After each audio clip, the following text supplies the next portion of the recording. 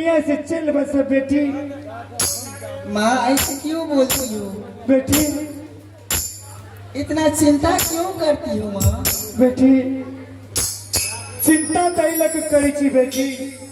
तू सब बहुत मैदान छ बेटी। दोनों भाई बहन हो न हो परमात्मा की इच्छा की वो तीनों आदमी अगर भौ जाए, अगर हम मर जाए दोनों भाई बहन के देखती है लाडली। माँ ऐसे मत बोलो माँ।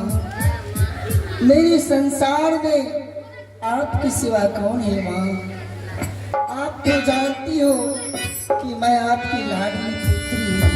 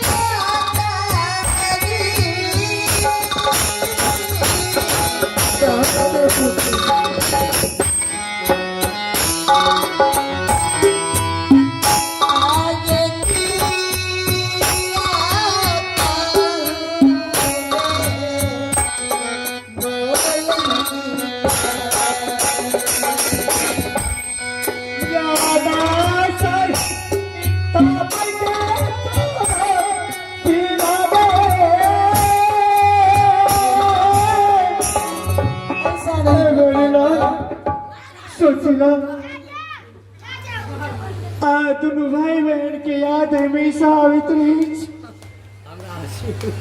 माँ बेटी सुशीला बात तो सही है कि सभी माँ को अपने पुत्र पुत्री को याद आती है माँ। बेटी मैं तुम्हारी दोनों भाई के लिए, दोनों भाई बहन के लिए दूध रखने चाहिए दुलारी। सबसे पहले दोनों भाई बहन अपना माँ के हाथ से दूध पी लिया दुलारी। अवश्य माँ। माँ का हाथों का दूध तो अमृत होता है माँ। अवश्य सुशीला। ठीक है माँ, आप अपने हाथ से मुझे दूध पिला दीजिए।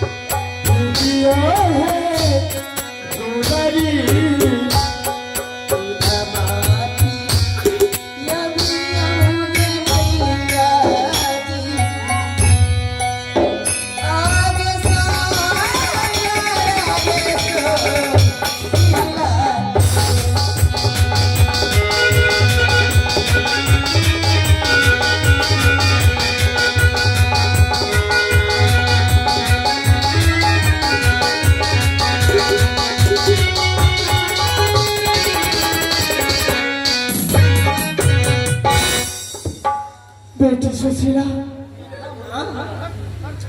बेटा शंकर, मेहरबान, बोलो माँ। अब मुझे सीने में दर्द हो रही है।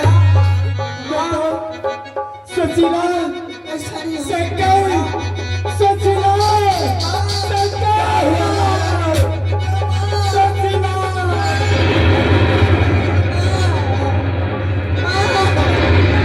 क्या हो गया माँ?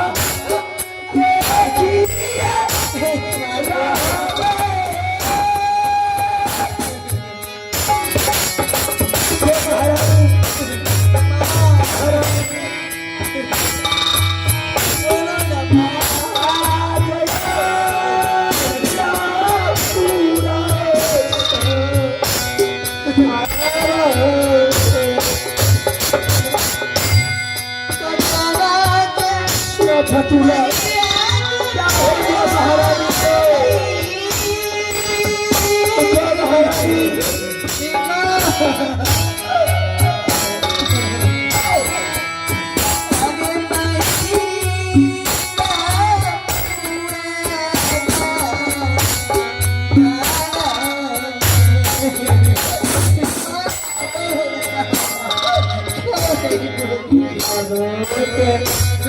छोटी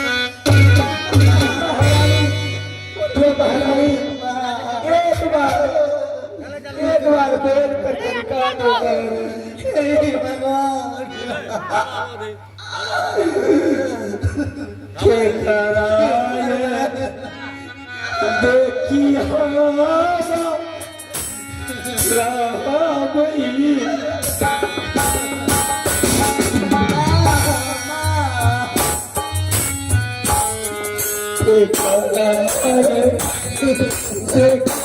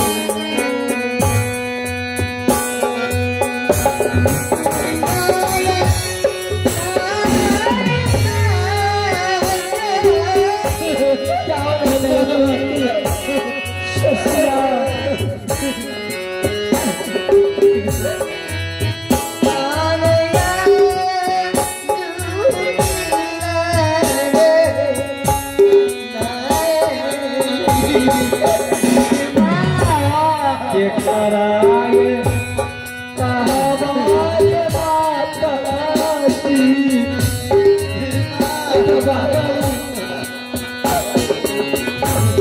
के कराए कहवाए बापराती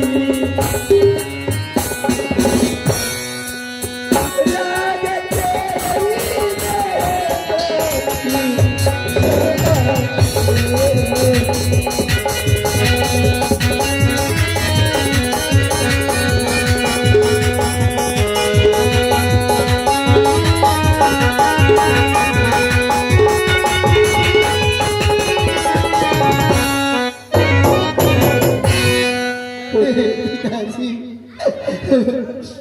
मेरे भाई